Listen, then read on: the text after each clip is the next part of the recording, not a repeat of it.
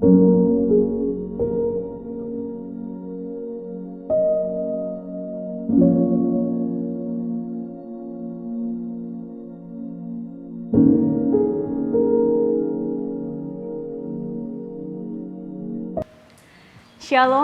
salam sejahtera untuk kita semua. Perkenalkan, saya Yola, dan hari ini saya akan membawakan renungan harian yang diambil dari Injil Yohanes pasal 12 ayat 1 sampai dengan 11. 6 hari sebelum Paskah, Yesus datang ke Betania, tempat tinggal Lazarus yang dibangkitkan Yesus dari antara orang mati. Di situ diadakan perjamuan untuk dia dan Marta melayani. Sedang salah seorang yang turut makan dengan Yesus adalah Lazarus. Maka Maria mengambil setengah kati minyak narwastu murni yang mahal harganya, lalu meminyaki kaki Yesus dan menyekanya dengan rambutnya. Dan bau minyak semerbak di seluruh rumah itu. Tetapi Yudas Iskariot, seorang dari murid-murid Yesus yang akan segera menyerahkan dia, berkata, "Mengapa minyak narwastu ini tidak dijual 300 dinar dan uangnya diberikan kepada orang-orang miskin?" Hal itu dikatakannya bukan karena ia memperhatikan nasib orang-orang miskin, melainkan karena ia adalah seorang pencuri. Ia sering mengambil uang yang disimpan dalam kas yang dipegangnya.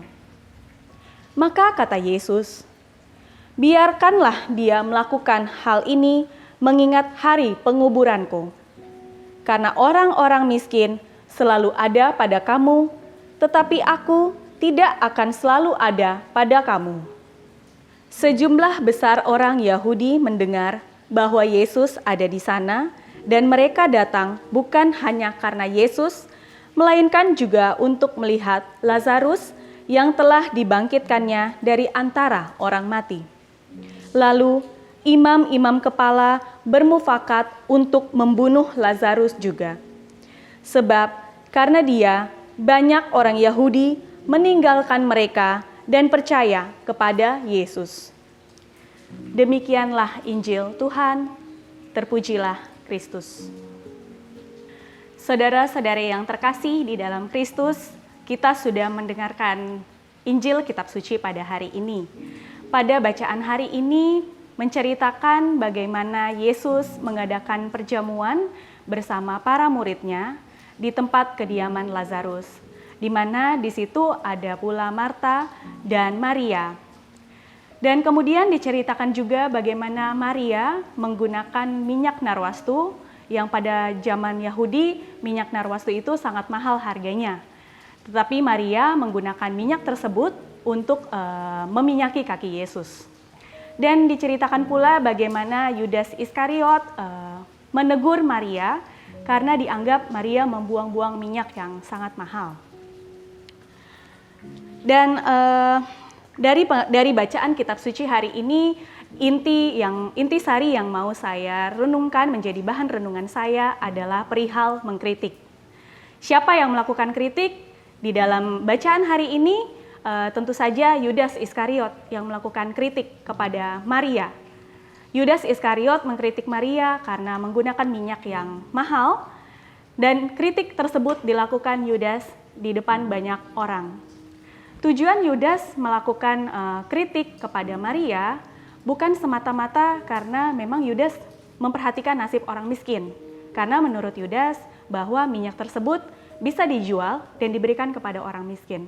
Tetapi Kitab Suci mencatat bahwa Yudas Iskariot tidak memperhatikan orang miskin, melainkan karena ia menginginkan uang tersebut. Dan hal ini juga mengingatkan saya pada pengalaman saya yang akan saya bagikan kepada saudara-saudara terkasih semua. Saya bekerja pada salah satu perusahaan swasta, dan di perusahaan saya ada seseorang yang mungkin kita bisa sebut dengan Bapak X. Bapak X ini bisa dibilang sudah memiliki jabatan yang cukup tinggi. Nah, Bapak X ini suka memiliki suatu kebiasaan yang bisa dibilang cukup negatif, yaitu ia senang mengkritik orang lain di depan banyak orang. Dia tidak memperhatikan situasi pada saat mengkritik orang lain. Ketika ada orang lain yang melakukan sesuatu yang tidak sesuai dengan keinginannya, dia pasti tidak akan segan-segan mengkritik saat itu juga. Sehingga orang yang dikritik sering merasa malu, sakit hati, kecewa, bahkan rendah diri. Suatu ketika Bapak X ini yang memiliki beberapa tim, atau mungkin kita bisa sebut dengan anak buah, satu persatu mulai mengundurkan diri. Dan mereka mengundurkan diri karena memang sudah tidak kuat lagi bekerja dengan Bapak X akibat perilaku Bapak X yang mungkin sudah tidak bisa ditolerir oleh mereka. Namun pengalaman ini, kejadian ini tidak membuat Bapak X sadar bahwa timnya atau anak buahnya mengundurkan diri karena perilakunya. Malah Bapak X ini sering menyalahkan orang lain dan menyalahkan situasi yang ada.